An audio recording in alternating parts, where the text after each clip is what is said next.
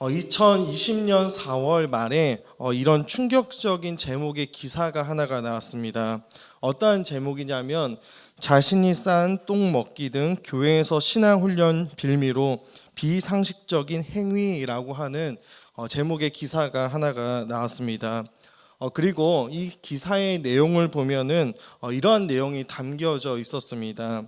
땡땡땡땡 교회는 자신이 싼 똥을 먹고 또 음식물 쓰레기통 들어가기, 공동묘지 가서 서로 채찍질하기, 불가마 들어가서 견디기, 양수리에서 서울까지 제한된 시간 안에 걷기, 잠 안 자고 버티기 등의 훈련을 리더십 훈련이라는 명분으로 진행했다고 한다.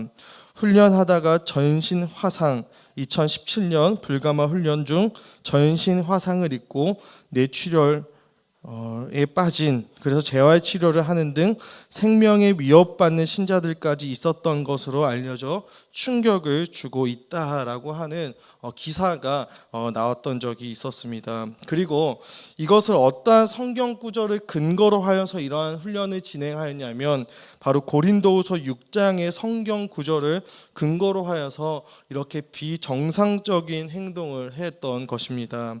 고린도후서 6장입니다. 오직 모든 일에 하나님의 일꾼으로 자천하여 많이 견디는 것과 환난과 궁핍과 고난과 매맞음과 갇힘과 난동과 수고로움과 자지 못함과 먹지 못함 가운데서도 깨끗함과 지식과 오래 참음과 자비함과 성령의 감화와 거짓 없는 사랑과 진리의 말씀과 하나님의 능력으로 의의 무기를 좌우에 가지고 영광과 욕됨으로 그러하였으며 악한 이름과 아름다운 이름으로 그러하였느니라 라고 하는 이 고린도후서 6장 4절부터 8절까지의 본문을 근거로 하여서 이렇게 비상식적인 훈련을 교회 안에서 진행하고 시켰던 것입니다.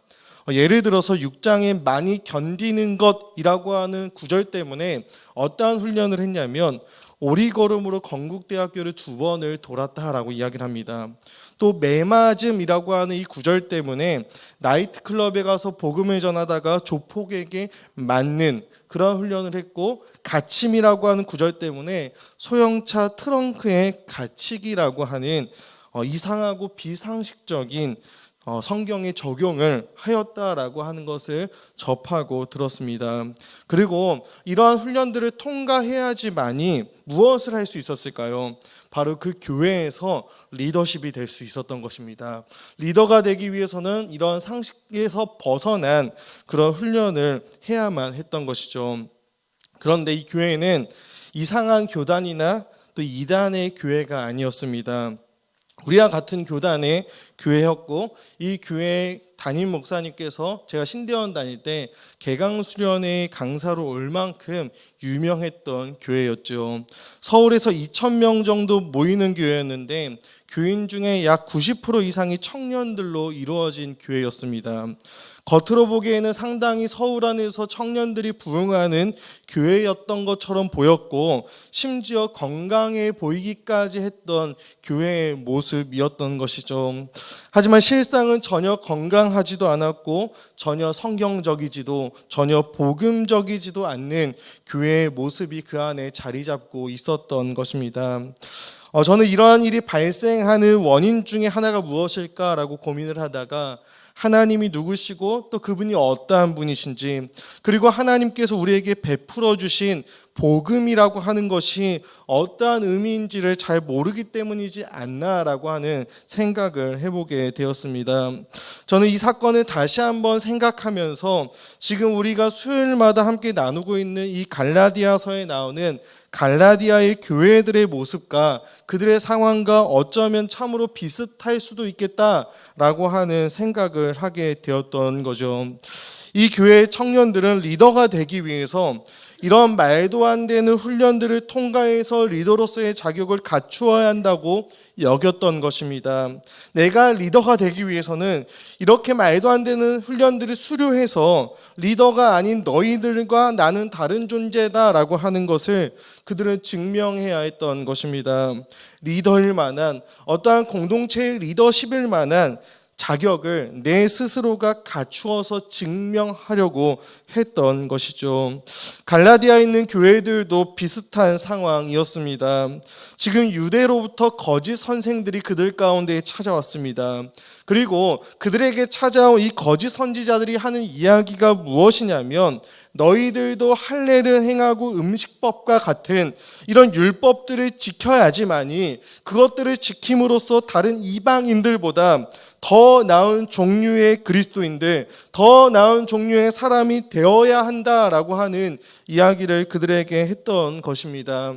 믿음과 은혜만으로는 되지 않는다. 믿음과 은혜만으로는 부족하다. 다른 것들을 너희들이 행해야지 이 다른 것들을 통해서 너희들이 더 나은 그리스도인일 만한 자격을, 조건을 갖추어야 한다라고 그들에게 이야기했던 것입니다. 그리고 지금 이 갈라디아의 교회들은 성령으로 시작했음에도 불구하고 이 거짓 유대 선동자들이 나타나서 믿음이 아니라, 은혜가 아니라 행위를 통해 너희들의 구원을 온전하게 해야 한다라고 꾀하자 그 유혹 앞에 지금 망설이고 있는 모습이 그들의 모습이 되어지는 것입니다. 이런 갈라디아 교회들을 향해 바울은 오늘 본문 1절에서 아주 강력하게 그가 책망하고 있음을 우리는 볼 수가 있습니다. 우리 함께 1절을 다시 한번 읽겠습니다. 시작. 어리석도다 갈라디아 사람들아, 예수 그리스도께서 십자가에 못 박히신 것이 너희 눈앞에 밝히 보이거늘 누가 너희를 깨더냐라고 이야기를 하죠. 바울은 갈라디아 교회들을 향해서 어리석도다 갈라디아 사람들아 라고 지금 탄식하고 있습니다.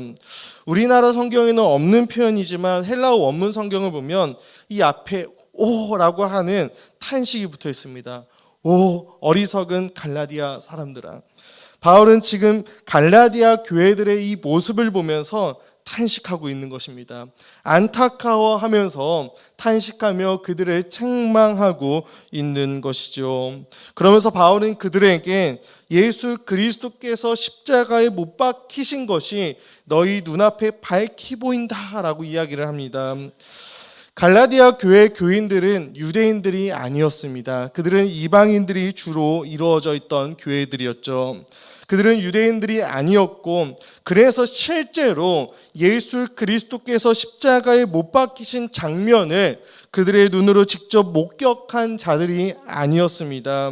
그리고 예수님도 이미 수십 년 전에 돌아가셨죠. 그런데 바울이 갈라디아 지역에서 그들에게 복음을 증거하고 복음을 선포하고 전할 때 마치 예수 그리스도가 그들의 눈앞에서 달려 돌아가신 것처럼 이 복음이 성령의 능력 안에서 생생하게 그들에게 전달되었던 것입니다.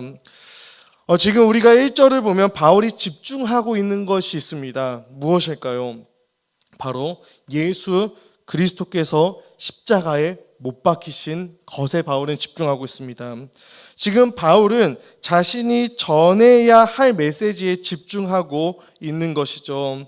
지금 바울은 갈라디아 교인들에게 너희가 어떻게 살아야 하는지가 아니라 예수 그리스도께서 십자가 위에서 우리를 위해 이루신 일에 대해서 그는 지금도 집중하며 이야기하고 있는 것입니다. 사랑하는 우리 성도 여러분, 복음이라고 하는 것은 우리가 무엇을 해야 한다라고 하는 삶의 지침이기 이전에 역사적인 사건이고, 그 역사적인 사건이 선포된 것이 바로 복음입니다. 복음은 우리가 할 바에 대한 지식이기 이전에 우리를 위해서 예수 그리스도께서 어떠한 일을 행하셨는지, 하나님께서 예수 그리스도를 통해서 행하신 일이 무엇인지를 선포하는 것이 바로 복음인 것이죠. 이 복음을 선포할 때 그분의 십자가가 우리의 눈앞에 보이는 것입니다. 그래서 지금 바울은 다시 복음을 선포하는 일에 집중하고 있는 것이죠. 사랑하는 우리 성도 여러분, 이 복음의 능력을 경험하셨습니까? 이 복음이 선포되어질 때 2000년 전에 예수 그리스도의 십자가 사건이 나를 위한 사건임이 눈앞에 생생하게 보인 적이 우리 가운데 있으십니까? 하나님께서 이 복음을 선포되게 할 때 이 복음이 선포되는 자리에서 우리 하나님은 일하시는 분이십니다. 그래서 이 복음의 선포가 우리 눈앞에 선명하게 보이게 하십니다. 2000년 전에 예수 그리스도께서 십자가에 못 박히신 이 사건이 나를 위한 사건이었구나 라고 하는 것을 그분께서 우리에게 보게 하시는 것이죠. 기독교 역사 2000년 동안 이것이 하나님께서 일하셨던 방식이었습니다. 먼저 그 복음을 듣고 복음을 보았던, 복음을 경험했던 자들이 예수 그리스도의 십자가의 복음이 선포될 때 하나님의 일하심을 통해 그것이 눈앞에 보인 그 자들이 다시 그 십자가의 복음을 전하고 선포하는 방식으로, 그래서 또 다른 누구가 이 십자가를 눈앞에 보게 되는 방식으로 하나님은 기독교 역사 2000년을 그렇게 이끌어 오신 것입니다. 지금 갈라디아 교회들은 이 복음의 능력을 경험했음에도 불구하고 그들은 다시 할례를 받거나 음식법과 같은 율법을 준수하는 어떠한 행위를 해서 하나님 앞에 온전해지려고 했던 것입니다.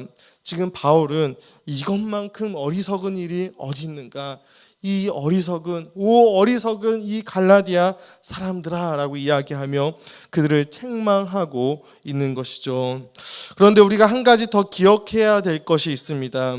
우리가 이 십자가의 복음을 듣고 믿을 때 우리의 삶 가운데 누가 들어오실까요? 성령님이 오시는 것입니다. 그래서 바울은 2절에서 갈라디아 사람들에게 이렇게 질문합니다. 우리 2절을 다시 한번 읽겠습니다. 시작. 내가 너희에게 다만 이것을 알게 하노니 너희가 성령을 받은 것이 율법의 행위로냐 혹은 듣고 믿음으로냐 라고 이야기를 하죠. 갈라디아 성도들은 어떻게 성령을 받았습니까? 갈라디아 사람들이 율법이 요구하는 어떠한 무엇인가를 행했기 때문이 아니었습니다. 사실 이들은 그 율법과 그 요구를 지키지 않았습니다. 왜 그럴까요? 이 이방인들은 할례를 행하지 않았기 때문입니다. 그들은 선포된 복음을 들었을 때, 그 복음이 그들에게 들려졌을 때 성령이 그들 가운데 임재하시고 찾아오셨습니다. 그들은 율법을 듣기 전 십자가의 부활의 복음을 듣고 믿음으로 말미암아 이때 하나님이 그들에게 성령을 부어주심으로 말미암아 그들은 믿게 되었던 것이죠. 그들이 할례를 안 받고 그들이 음식법과 율법을 안 지킨다라고 해서 그들이 믿음으로 말미암아 그들 가운데 찾아오신 우리 성령님께서 그들 가운데 떠나시는 것이 아닌 것이죠. 성령님은 늘 우리 안에 우리와 함께 하셔서 우리를 도와주시는 분이십니다. 우리가 넘어지고 실패할 때도 성령님은 우리를 떠나시는 것이 아니라 우리 안에서 우리를 위해서 탄식하시며 우리를 도와주시는 분이신 것이죠. 그래서 그분의 또 다른 이름이 바로 보혜사, 위로자, 우리의 옆에서 우리를 위해 간구하시는 분, 그것이 성령 하나님의 또 다른 이름이 되는 것입니다. 사랑하는 우리 제2가족 여러분들, 우리 안에 이 성령님께서 계십니까? 이 성령님은 우리가 잘하고 우리가 못하고를 따라서 잘할 때는 들어왔다가 못할 때는 나갔다가 하시는 분이 아니십니다. 우리는 예수 그리스도의 복음을 들을 때 하나님께서 우리 가운데 성령 하나님을 보내주심으로 그 복음의 내용을 믿게 된 자들이죠. 그리고 이렇게 우리 안에 들어오신 성령님은 계속해서 우리 안에서 우리를 도와주시되 끝까지 우리를 도와주시는 분이십니다. 성경이 말하는 바에 의하면 성령님께서 우리 가운데 임하시면 우리 가운데 나타나는 가장 필연적인 증거가 있습니다. 그게 무엇이냐면 조명해 주시는 것입니다. 무엇을 조명해 주실까요? 예수 그리스도를 우리에게 밝히 비춰 주신다라고 하는 것입니다. 그래서 요한복음 15장 26절을 보면 예수님께서 이렇게 말씀하시죠. 내가 아버지께로부터 너희에게 보낼 보혜사 곧 아버지께로부터 나오시는 진리의 성령이 오실 때 그가 나를 증언하실 것이다 라고 이야기를 합니다. 우리 가운데 성령님이 오시면 가장 먼저 필연적으로 그분이 하시는 일이 무엇이냐면 우리 안에 예수님을 보여주신다라는 것이죠. 또한 성령님은 우리에게 죄에 대해서, 의에 대하여, 심판에 대하여 조명하시며 책망하십니다. 그분은 우리를 진리 가운데로 인도하십니다. 우리의 죄를 조명하시고 우리의 죄의 문제를 해결하신 진리 되신 예수 그리스도를 우리에게 보여주시고 우리로 하여금 그분께로 인도하시는 것이죠. 마지막으로 성령님은 우리 안에 조명하실 뿐만이 아니라 우리를 감화하시고 감동케 하셔서 이 진리를 믿게 하여 주시는 것입니다. 하나님께서 예수 그리스도를 통해서 이루신 이 복음의 일을 우리에게 적용하시는 분이 바로 우리 성령 하나님이신 것이죠. 우리가 복음을 들었을 때 우리가 그 복음을 믿을 수 있는 것은 바로 우리 안에 계신 성령님이 우리를 감화하시고 우리를 감동케 하셨기 때문입니다. 우리들의 눈앞에 그 2000년 전에 이루어진 예수 그리스도의 십자가 사건이 눈앞에 선명하게 보일 수 있는 이유는 바로 이미 우리 안에 계신 성령님께서 우리 가운데 일하셨기 때문인 것이죠. 그래서 바울은 오전에서 갈라디아 성도들에게 이러한 질문을 던짐으로써 그들이 성령으로 시작하였던 자임을 다시 한번 강조하고 있는 것입니다. 5절을 함께 읽겠습니다. 시작. 너희에게 성령을 주시고 너희 가운데서 능력을 행하시는 이의 일이 율법의 행위에서냐 혹은 듣고 믿음에서냐. 성령님은 그들이 율법을 지키고 못 지키고를 조건으로 하셔서 그들에게 주어진 것이 아니라 복음의 메시지를 듣고 그 복음의 메시지를 들었을 때 은혜로 그들에게 오셨다라고 하는 것을 바울이 이 질문을 통해 다시 한번 그들에게 강조하고 있는 것입니다. 그리고 오늘 본문에서 이어서 이제 바울이 누구를 이야기하냐면 아브라함을 등장시킵니다. 아브라함을 이야기하고 있는 것입니다. 3장 6절을 읽어보겠습니다. 시작. 아브라함이 하나님을 믿음에 그것을 그에게 의로 정하셨다 함과. 아멘. 유대인들이 자신들의 조상을 생각할 때 가장 먼저 생각하는 두 명의 인물이 있습니다. 누굴까요? 아브라함과 다윗입니다. 그 중에 이제 아브라함에 대한 이야기를 지금 바울이 꺼내는 것입니다. 유대인들은 그들의 선조, 그들의 조상을 아브라함이라고 생각하는 민족이었습니다. 그리고 이 갈라디아에 온 유대주의자들은 이 갈라디아 사람들이 아브라함의 가족의 일원이 되고 아브라함의 복을 이어받으려면 아브라함처럼 그리고 그의 후손들처럼 할례를 받아야 한다라고 주장하고 있는 것이죠. 그런데 지금 바울은 6절에서 무엇을 이야기하냐면 너희들을 유혹하는 유대주의자들, 그들은 아브라함이 할례를 받았다라고 하는 것을 근거로 하여서 너희들이 아브라함의 가족이 되려면, 즉 의롭다함을 받으려면, 그리고 그 안에서 계속해서 머물기 위해서는 믿음으로만 되는 것이 아니라 너희들도 아브라함처럼 할례를 받고 율법을 지켜야 한다라고 주장을 하고 있는데, 사실 이 아브라함도 할례를 받았기 때문이 아니라 믿음으로 말미암아 구원을 받았다라고 하는 것을 이 3장 6절을 통해서 바울은 주장하고 있는 것입니다. 우리가 창세기에서 이제 아브라함의 이야기를 살펴보면 아브라함이 할례를 언제 몇 장에서 받았을까요? 창세기? 제가 이렇게 질문하는 게 늘 고등부 아이들과 설교를 하다 보니까 이 질문하는 게 습관이 된 것 같습니다. 창세기 17장에서 아브라함이 할례를 받습니다. 그런데 의롭다함을 받았다라고 하는 것을 언제 그가 의롭다함을 받을까요? 할례를 받기 전인 창세기 15장에서 그는 먼저 의롭다함을 받습니다. 약 20년 전에 그는 먼저 믿음으로 말미암아 의롭다함을 받는 것입니다. 그리고 율법은 그로부터 400년이 지나고 이스라엘 백성들에게 주어진 것입니다. 즉 아브라함은 할례를 받기 전에 그리고 율법이 있기 전에 이미 믿음으로 말미암아 그는 의롭다함을 받게 되었던 것이죠. 지금 갈라디아에 나타난 거짓 선생들은 예수를 믿고 할례를 받고 율법을 지켜야 하나님과 바른 관계에 들어가는 것처럼 가르치고 그들에게 전하고 있습니다. 그런 그들의 주장에 맞서서 지금 바울은 아브라함은 하나님 앞에 할례를 행하기도 전에, 심지어 율법이 있기도 400년 전에 하나님의 언약을 믿었을 때에 그 믿음으로 말미암아 그는 의롭다 여김을 받은 것이다 라고 지금 바울은 이야기하고 있는 것입니다. 우리가 창세기를 보면, 특별히 아브라함의 이야기에 나오는 내용들을 보면 하나님께서는 늘 먼저 아브라함을 찾아가십니다. 그리고 상당히 일방적으로 느껴질 만큼 아브라함과 하나님은 언약을 맺으십니다. 그리고 하나님께서 아브라함이 잘하느냐 못하느냐에 관계없이 하나님과 아브라함이 맺은 그 언약을 아브라함의 삶을 통해서 이루어 가십니다.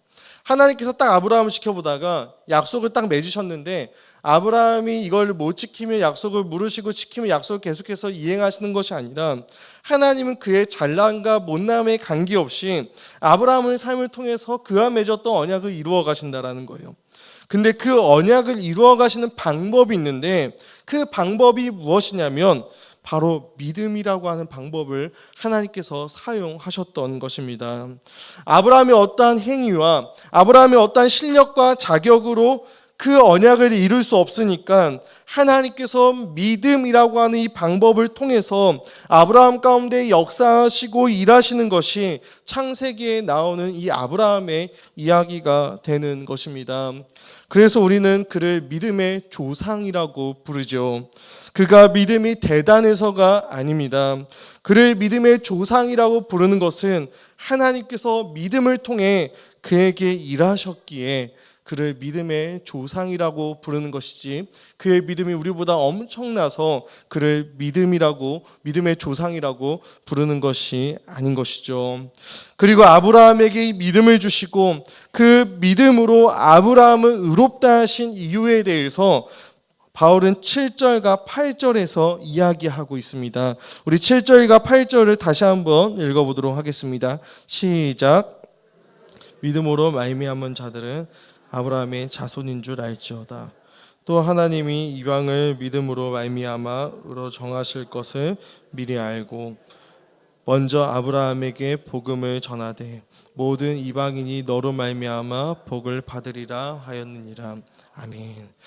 그렇다면 우리는 아브라함이 무엇을 믿었는가에 대해서 한번 생각해 보길 원합니다. 아브라함이 그렇다면 뭘 믿은 것인가? 바울은 지금 여기서 구약과 신약이 모두 믿음으로 말미암아 의롭다함을 받는다라고 하는 것을 이야기하고 있습니다. 신약 성도들은 믿음으로 말미암아 의로워지는 반면에 구약의 성도들은 율법의 행위에 근거해서 하나님 앞에 바르게 된 것이 아닙니다. 바울은 분명히 아브라함이 믿음으로 말미암아 의롭게 되었다라고 하는 것을 주장하면서 구약과 신약에서 모두 구원은 오직 믿음으로 말미암는다라고 하는 것을 지금 이야기하고 있는 것입니다. 구원의 길은 오직 하나뿐이라는 것이죠. 그렇다면 무엇을 믿는 믿음이었을까요? 무엇일까요?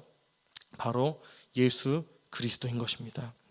아니 근데 구약에는 아직 예수 그리스도께서 육신의 모습을 입고 오시기 전인데 어떻게 예수님을 믿을 수 있었다라고 하는 것일까요? 그들은 바로 오실 메시아를 믿은 것입니다. 약속된 메시아를 믿은 것이죠. 하나님께서 아브라함에게 약속하신 그 약속의 내용은 너의 후손을 통해서 구원자 메시아가 오실 것이다 라고 하는 약속이었습니다. 그래서 구약의 성도들은 이 약속 가운데 오실 예수 그리스도, 이 약속 가운데 오실 메시아를 내다보며 그 메시아를 기대하며 그분을 믿음으로 그가 와서 우리의 모든 죄 문제를 해결해 주실 것이다 라고 하는 그 믿음으로 말미암아 구약의 성도들은 구원을 받은 것입니다. 구약의 백성들이 제사를 드렸죠. 제사를 드리면서 그들은 지금 우리의 죄를 대신해서 죽어져가는 이 제물처럼 우리를 구원한 메시아 구원자가 오셔서 우리를 대신해서 이 재물과 같이 죽어질 것이다 라고 하는 그 약속을 믿었고 그 믿음으로 말미암아 그들도 구원을 받은 것입니다. 그리고 신약을 살아가는 우리는 그렇게 성취된 약속, 우리 가운데 육신의 모양으로 오셔서 십자가의 죽으심과 부활하심을 통해서 그 약속을 성취하신 그 예수님을 우리는 바라보며 그 주님을 우리는 믿게 되는 것이죠. 구약의 백성들 그리고 신약의 성도들 우리 모두가 다 예수 그리스도를 믿음으로 말미암아 구원을 받는 것입니다. 그래서 우리는 믿음 안에서 아브라함의 자손이 되는 것입니다.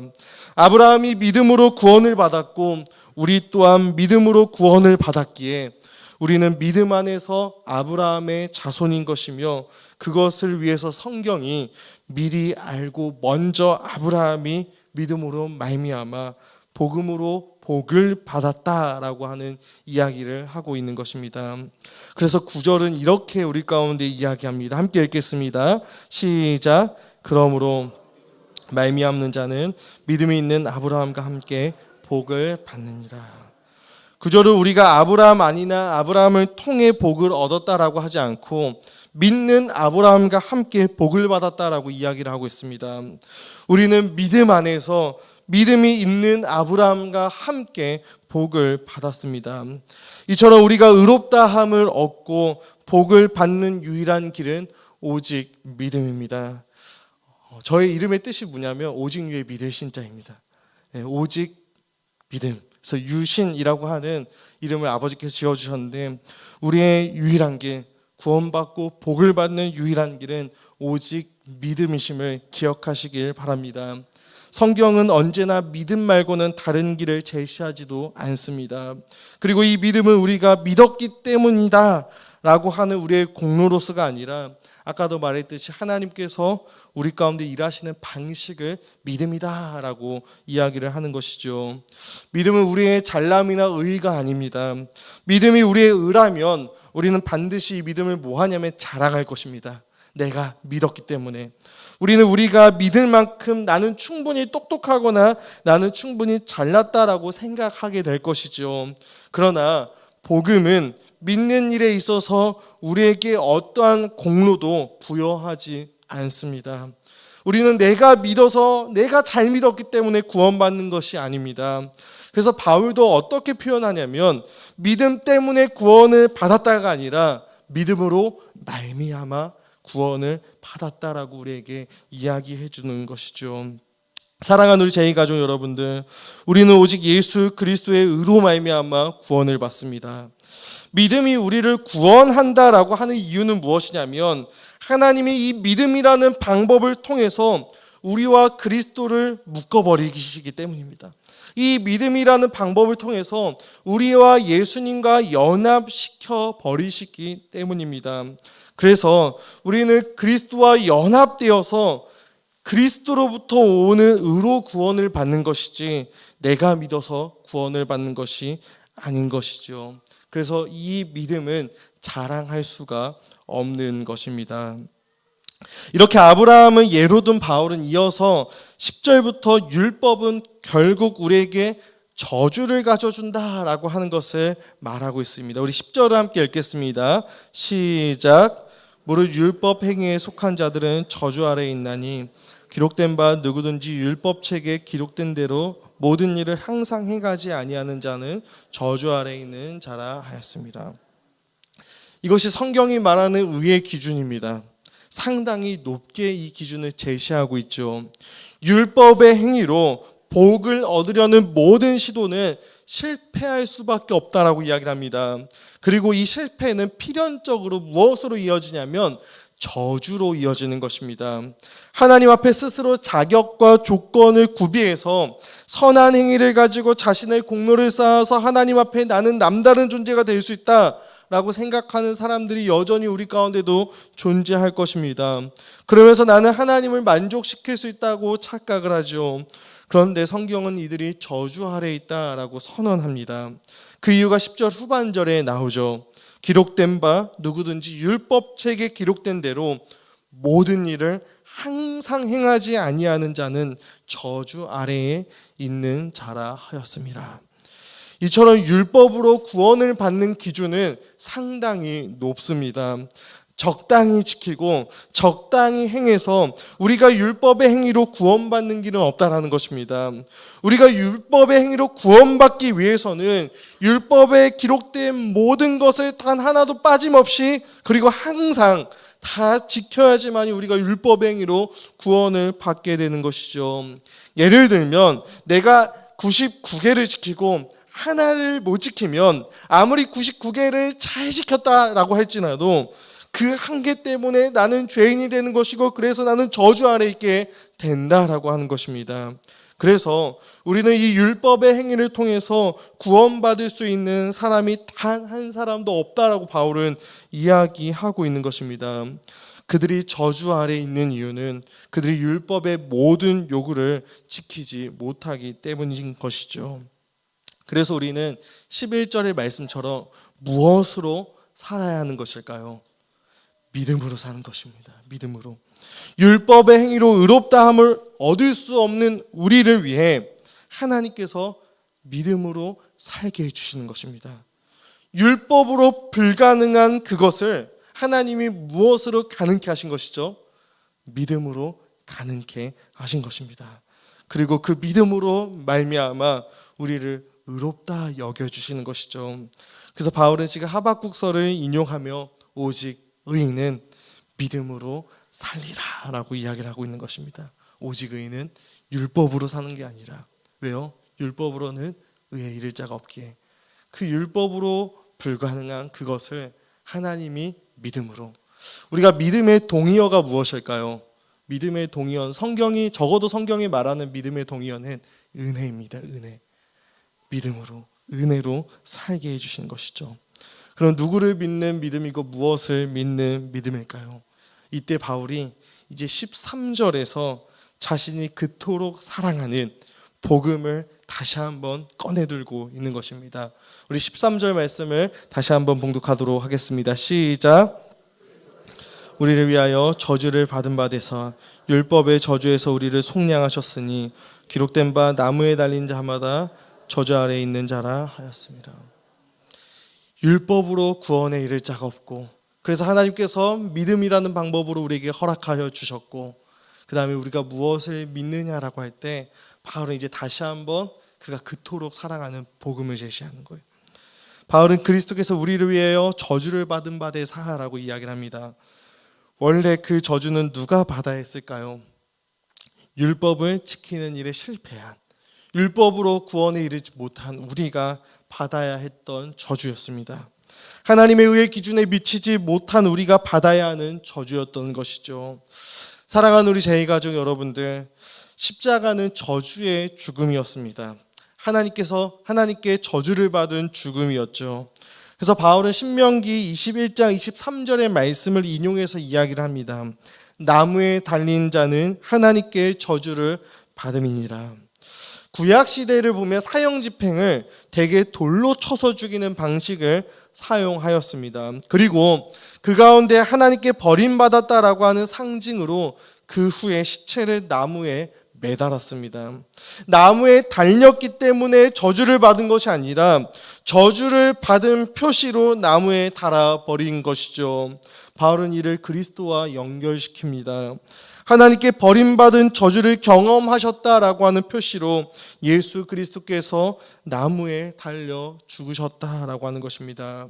그리고 거기서 우리를 위해 저주를 받아 율법의 저주에서 우리를 뭐 하셨다라고 이야기를 합니까? 속량하셨다라고 이야기합니다. 속량이라고 하는 단어는 바울이 복음을 증거할 때 아주 핵심적으로 사용했던 단어인데 속량은 무엇이냐면 값을 지불하고 자유하게 하다라고 하는 것입니다. 값을 지불하고 자유하게 하다. 그리스도는 대신 우리를 위해서 값을 지불하신 것이죠. 우리가 받아야 할 저주의 값을 그분이 대신 지불하셨습니다. 죽음이라고 하는 값, 저주라고 하는 값을 그분께서 대신 지불하셔서 우리를 자유케 해주셨습니다.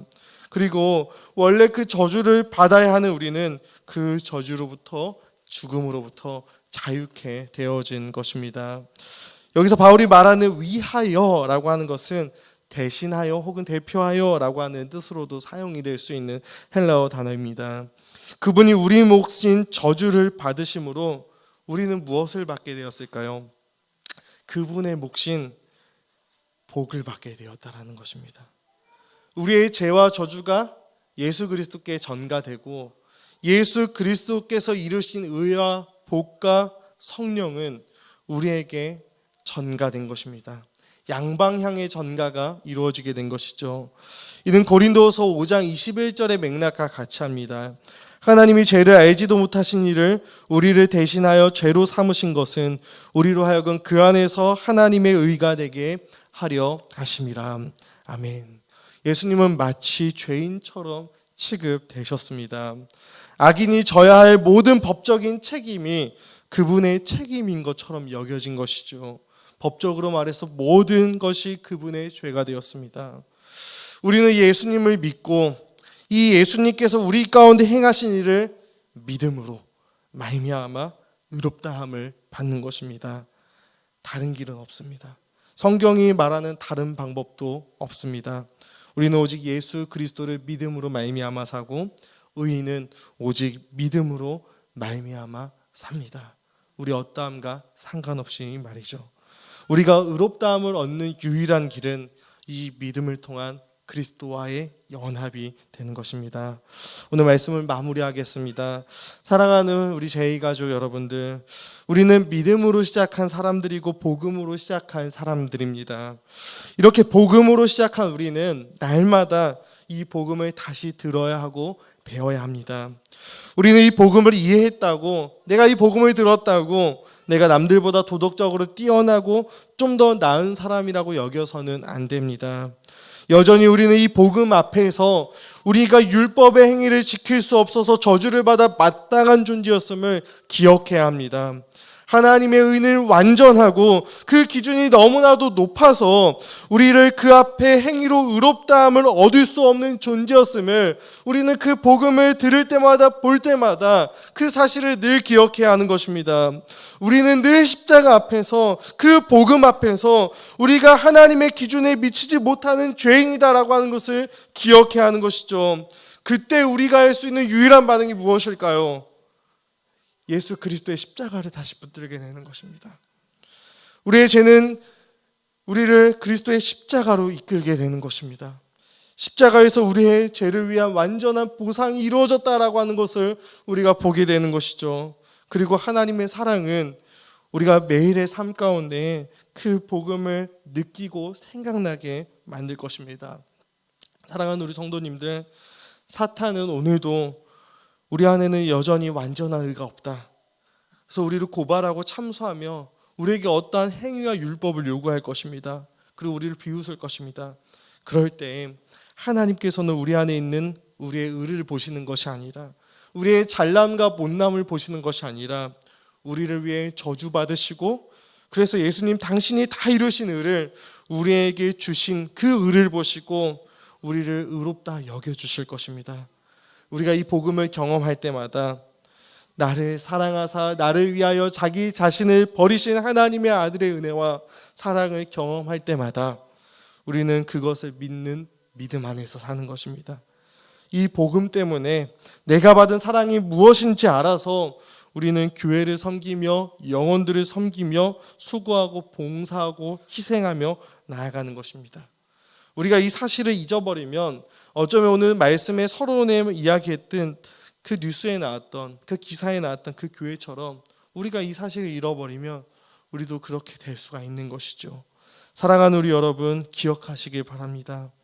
교회에서 하는 어떠한 프로그램이나 어떠한 훈련을 통해서 그것을 우리가 견디고 그것을 체험하고 그것을 다 이뤄내고 수료해서 우리가 영혼들을 섬기고 교회를 섬기는 자격 혹은 자질이 부여되는 것이 아닙니다. 이미 우리는 그리스도 때문에 교회를 섬기고 영혼들을 섬길 수 있는 자격과 조건이 부여되었습니다. 그 사랑 때문에, 그 은혜 때문에 감사하며 감격해서 우리가 자원하고 자발적으로 섬기고 수고하는 것이지 다른 것을 통해서 만들어지지 않는 것입니다. 오늘도 이 복음 안에서 그리스도 안에서 이 은혜의 풍성함을 누리는 우리 모두가 되길 주님의 이름으로 간절히 소망합니다. 오직 의인은 믿음으로 말미암아 삽니다.